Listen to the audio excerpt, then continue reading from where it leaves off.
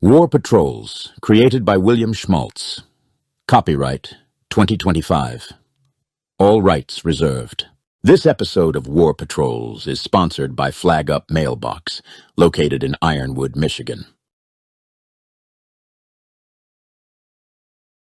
USS Harder, SS-257, Report of Third War Patrol, Part 2. At 5,000 yards, leading escort commenced echo ranging. Headed the sub almost directly at him in order to reduce effective target.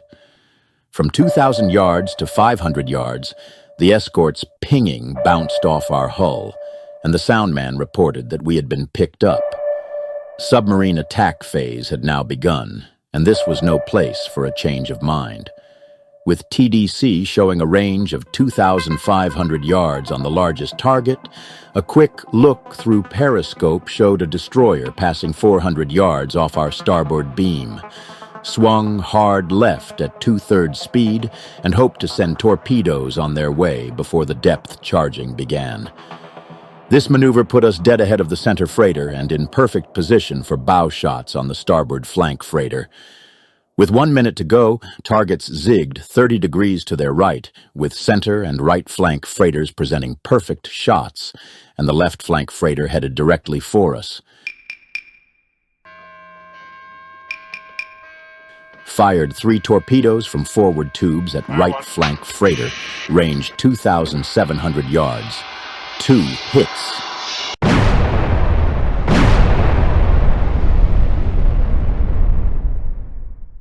Fired 3 torpedoes from forward tubes, range 600 yards. 3 hits. Swung hard right to prevent being rammed by left flank freighter. As he went by, fired 1 stern tube shot at him, but range was too close and the gyro too large. Continued swinging right and shifted back to the center freighter. He had turned left and presented a perfect target at 1,500 yards. Fired 3 stern tube shots. 2 hits.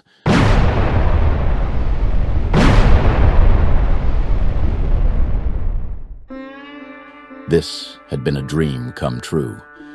The Harder was in the middle of an enemy convoy, and I felt like a possum in a henhouse, but the destroyer escorts were uninvited participants.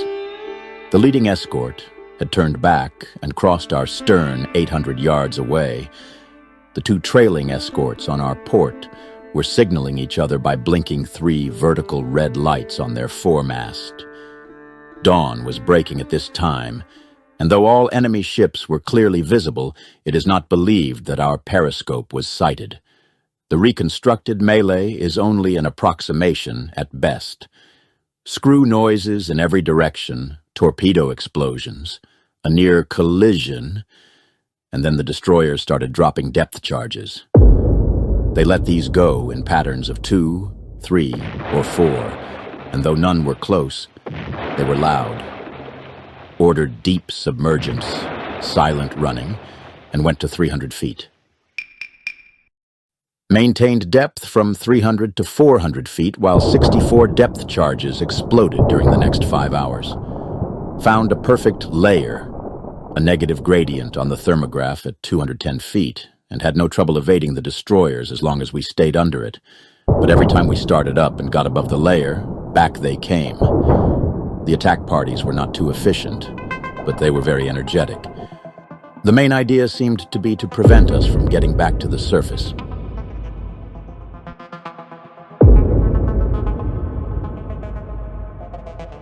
"1100 returned to periscope depth, made reload of all torpedo tubes, and sighted heavy smoke on the horizon. Headed for it, and kept tops of smoking ship in sight. 1800 surfaced. 2 freighters in sight and 1 or 2 destroyers. The 3rd freighter was not there, and is believed to have sunk. 1 of the freighters appeared to be under tow.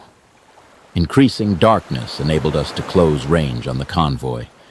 Tracked it at range from 24,000 to 15,000, and radar disclosed 1 large target being towed by a small target, speed 5 knots. Another large target nearby, and another small target circling the towed cripple at 3,000 yards. The third destroyer was not in the immediate vicinity, but was believed not far away, still looking for us. The formation continued to zigzag. At range of 24,000 yards, we were now ahead of the convoy.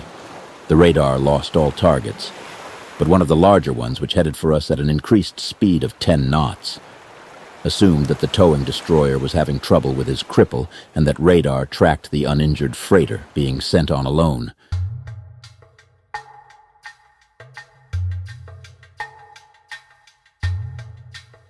"2200 submerged and made radar approach. This was an unhurried, elementary approach in every sense. The target's course and speed were known, and sub was maneuvered for a zero gyro forward tube shot. Range of 1,000 yards. Fired 4 torpedoes with 1 degree spread. Depth setting 12 feet. All torpedoes ran under the target and exploded at end of their run.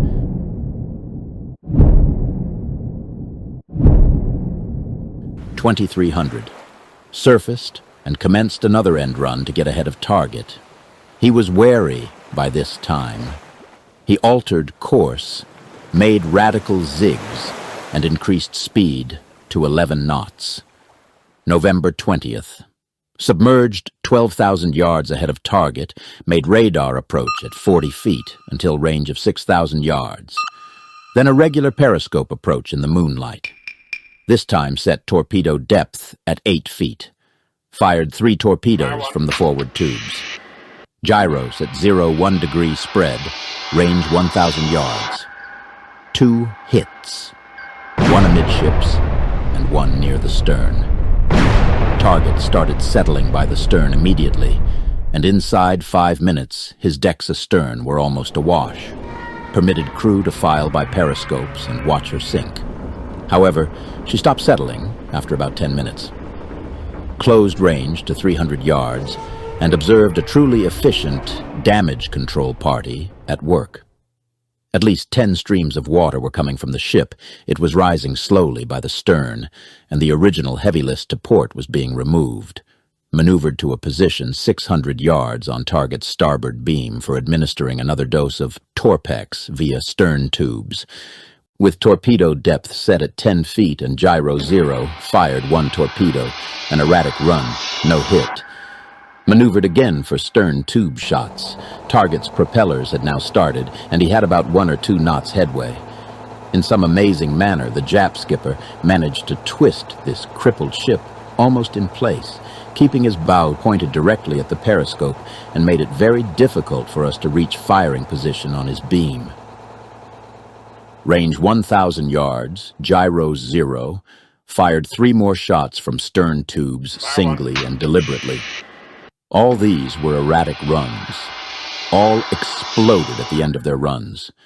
It was a bitter disappointment not to finish this ship off, but he was a worthy opponent and won a grudging admiration for his fight, efficiency, and unwillingness to give up.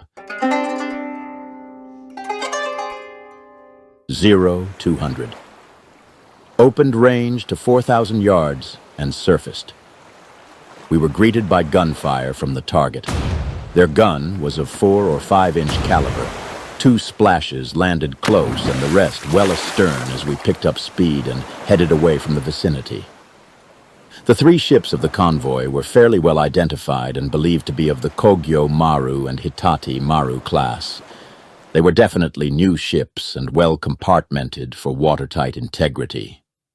Judging from the excellent seamanship exhibited by the crippled ship of the last attack, by the efficiency of the crew in righting the ship and effecting repairs, and by the accuracy of their gunfire, it is believed that the ships were operating as naval auxiliaries. The strong screen of 3 destroyers indicates that the Japs considered the ships to be valuable. It was a surprise and a disappointment to leave 2 such fine ships afloat after they had absorbed so much punishment.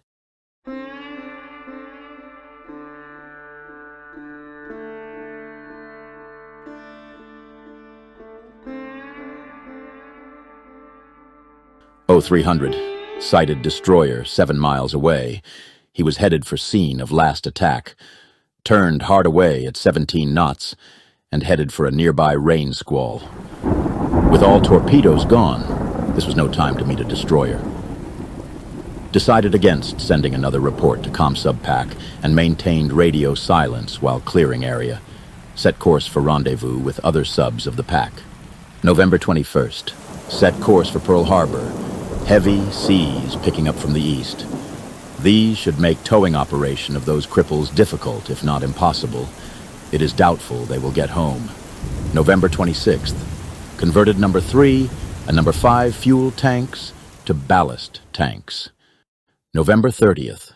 Sighted aircraft beacon on Oahu. Arrived Pearl Harbor. End of Third War Patrol.